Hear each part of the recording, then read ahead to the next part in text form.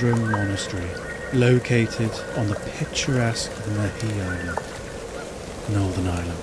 Nendrum Monastery, also known as Kells Nendrum, is believed to be one of the earliest Christian monasteries in Ireland.